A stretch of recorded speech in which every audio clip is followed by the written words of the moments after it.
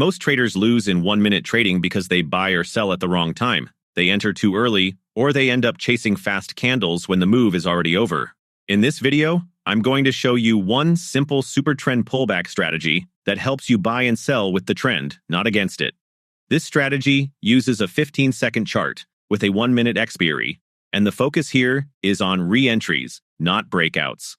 Make sure you watch till the end, because understanding where not to trade is just as important as knowing where to enter. For this strategy, I'm using the default Supertrend indicator settings.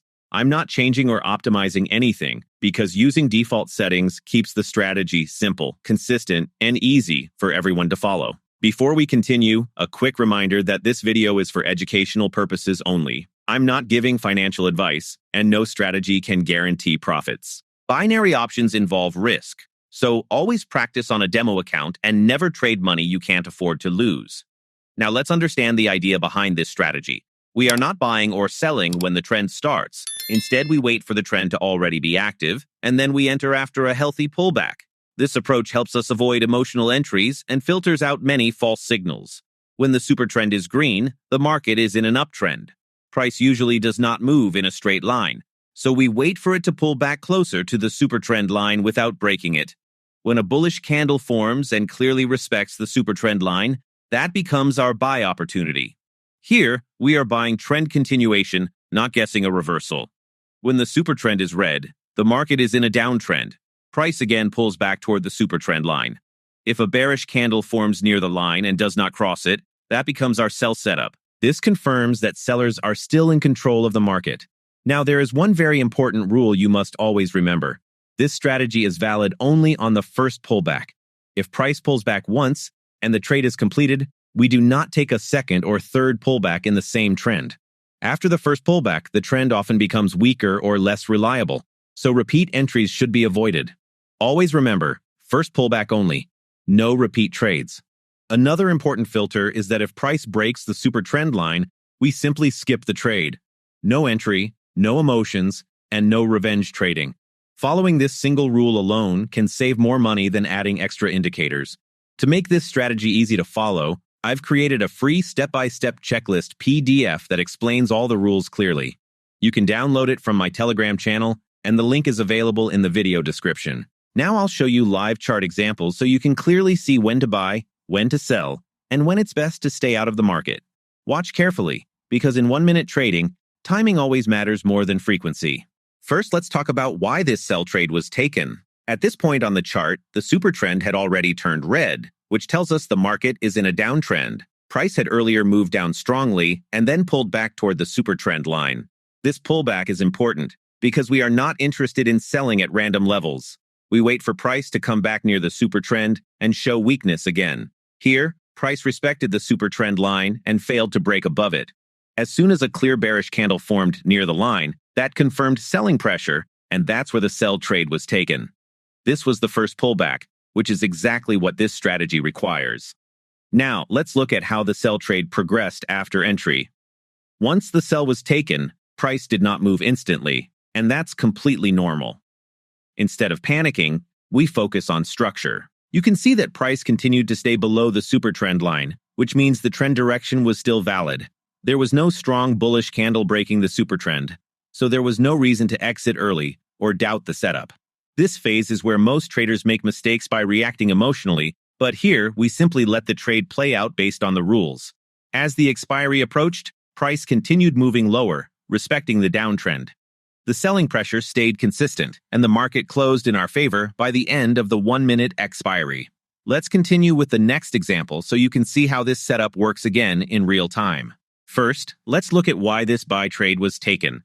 At this stage, the supertrend was already green, which clearly indicated an active uptrend. Price had moved up strongly and then started pulling back toward the supertrend line. Instead of buying at the top, we waited patiently for price to return closer to the supertrend. Here, price respected the supertrend line and did not break below it. Once a bullish candle formed near the line, showing that buyers were stepping back in, that confirmed our buy setup. This was the first pullback, which is exactly where this strategy works best. Now let's talk about how the buy trade progressed after entry. After the buy was taken, price did not jump immediately, and that's completely normal. What mattered was that price continued to stay above the Supertrend line. There were no strong bearish candles breaking the structure, which told us the trend was still healthy. During this phase, discipline is important because reacting emotionally often leads to early exits. Here, we simply followed the rules and allowed the market to move naturally. As the expiry approached, price continued moving higher, respecting the uptrend structure. The buying pressure remained strong, and the market closed in our favor by the end of the 1-minute expiry. Let's move forward and look at another example so you can see how the same rules behave in different market conditions. First, let's talk about why this buy trade was taken. At this point on the chart, the Supertrend had already turned green, indicating a short-term uptrend. Price had moved up and then pulled back toward the Supertrend line. According to our strategy rules, price respected the Supertrend and did not break below it.